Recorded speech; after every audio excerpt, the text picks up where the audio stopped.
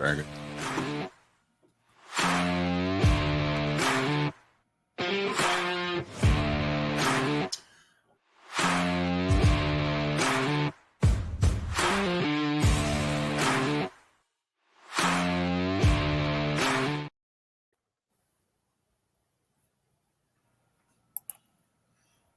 All right, I'm not sure if I'm seeing what I think I'm seeing. Is that a touchdown by the Commanders? Yeah. On a fumble return? Well, welcome to the Betting of the Break Show. I'm your host, Loud Esmond, just watching some of these late games. Yeah, that was a fumble and a live ball. The question is, were they stopped? But in any case, there's not going to be a touchdown by Chicago to go up in that game. So, and then the Raiders, twice in 2 weeks, they screw me at the last second by scoring a garbage time score and covering. So I'm losing my mind with them. Joining us, the world's biggest Kansas City Chiefs fan and a great handicapper, Scott Steen. And the Raiders have the ball back. You're ahead of me. You're ahead of me now, buddy. Okay, so I'm seeing the little dot being with the Raiders. By the way, on the road today, I'm going to meet Gabe Morency, the host of Sports Rage. You've been on his show, right, Scott? Correct. And I am a regular Tuesday late night guest. So he is in town to see the Buffalo Bills play the Seattle Seahawks. Thank God he's a Bills fan, or he'd be in a foul mood, I'll tell you that. Boy, did the Bills just smoke the Seahawks today. I got to figure the Seahawks out. I mean, they go on the road, they beat the snot out of Atlanta. They come back home, they get absolutely crushed by the Bills.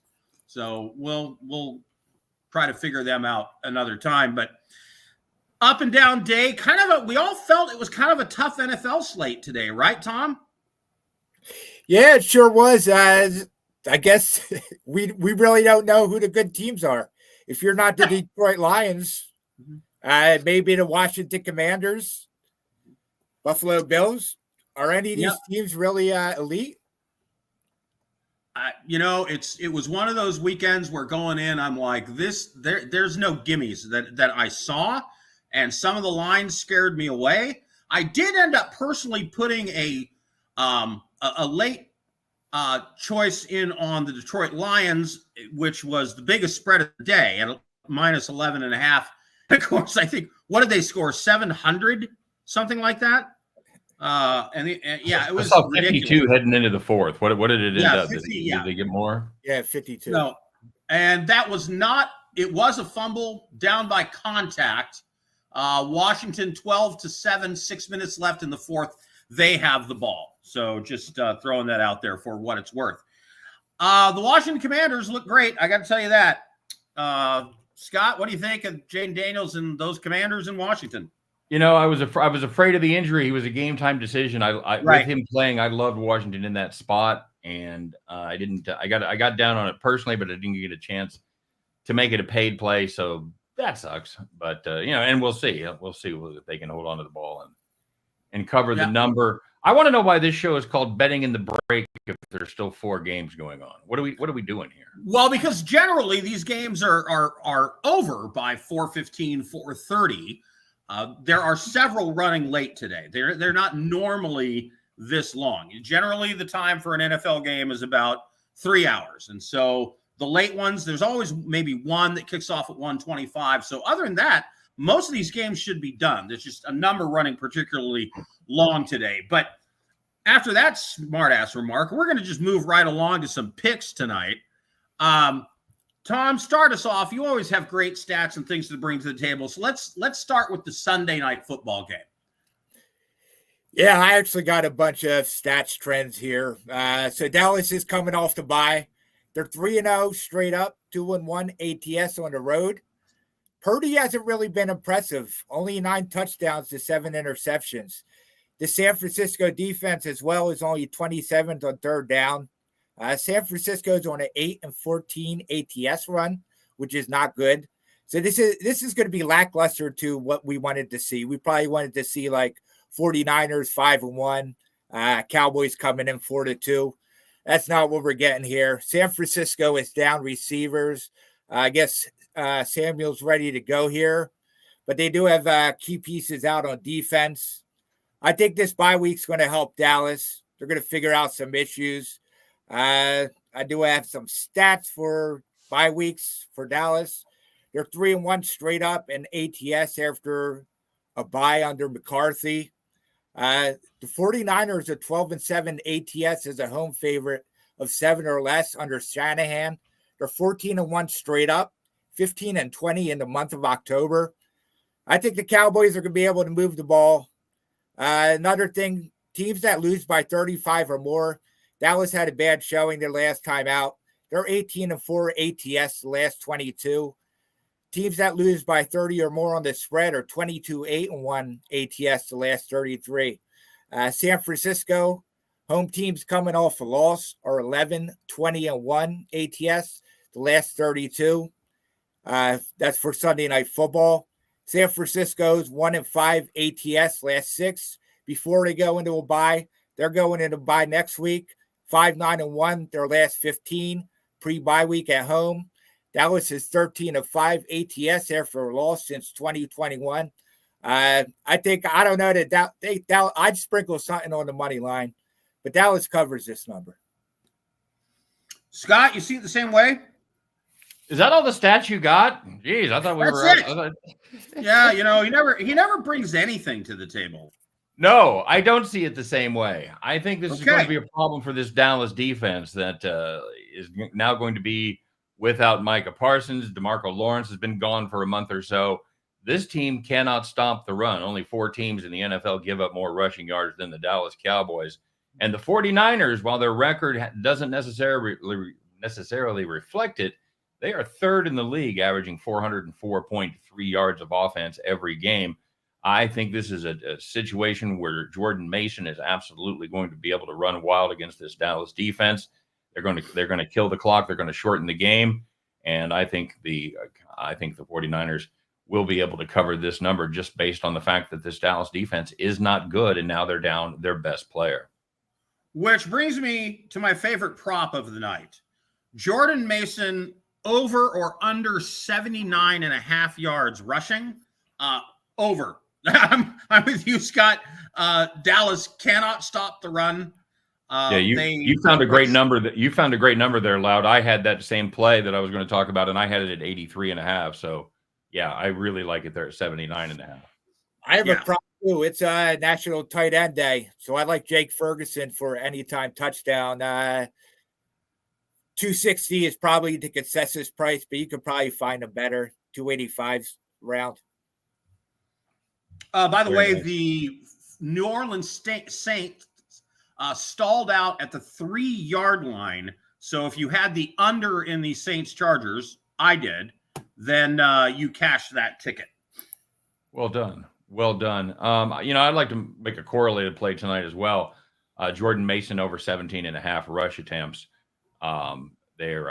Mason, for starters, averages 95.3 yards per game in his 6 starts, and then the one where he played most of the game when McCaffrey got hurt.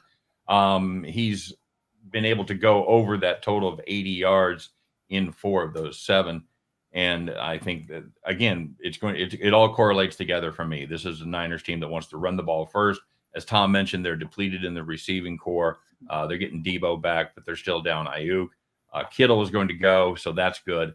But I still believe this will be a run-first San Francisco team. And I think it correlates into big yards and carries for Mason. I expect to see Debo Samuel get some carries too, being healthy and being back.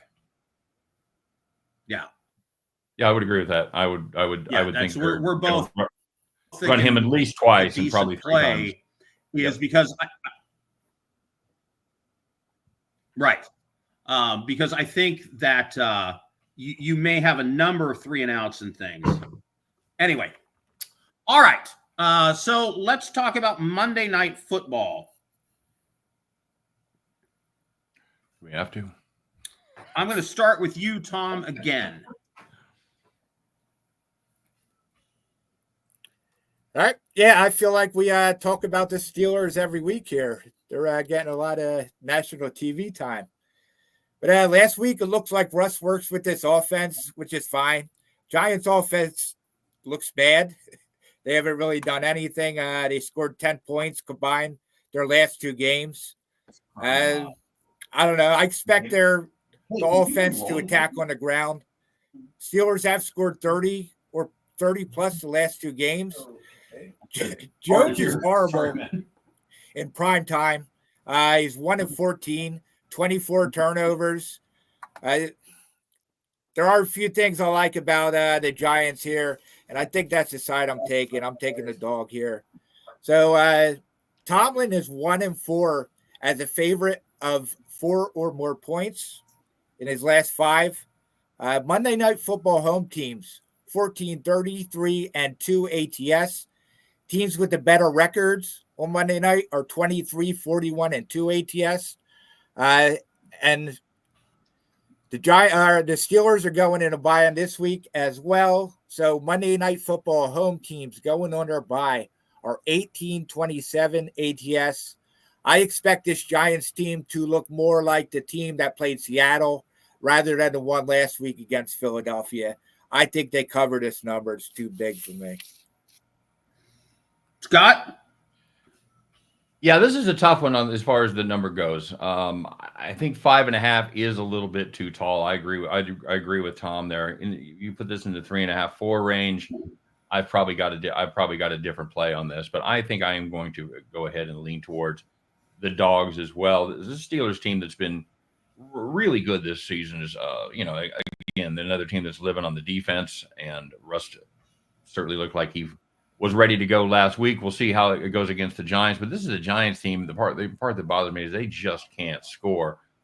They've scored 15 or less in 3 of their last 4 games, and I really wonder where the points are going to come from against this defense. I mean, and they've had some bad showings against the Cowboys, and that certainly the Cowboys, as we talked about, no great shakes on defense, and the Bengals are absolutely dreadful on the defensive side of the ball, and haven't been able to put up points on either one of those teams.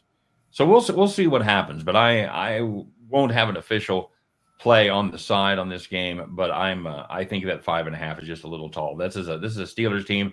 They're a lot like the Chiefs. They win, but they don't necessarily cover. Last week not being the exception, but this is a team you can count on for money line. But as far as being able to cover the number, I think that 5.5 is a little too strong.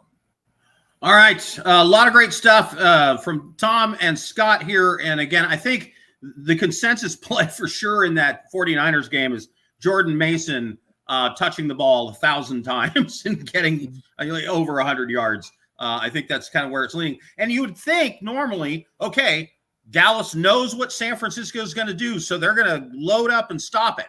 No. They can't. They've proven that they cannot stop people from running the ball on them. So I think it doesn't bode well. All right, it's going to be short and sweet tonight on this show because I've got to walk about half a mile inside this hotel casino to get to the sports book. So I'm going now. All right, guys, thank you for being on Betting in the Break. We'll catch you next Saturday and Sunday right here at the same time, 7:15 Eastern, 4:15 Pacific for BITB Betting in the Break.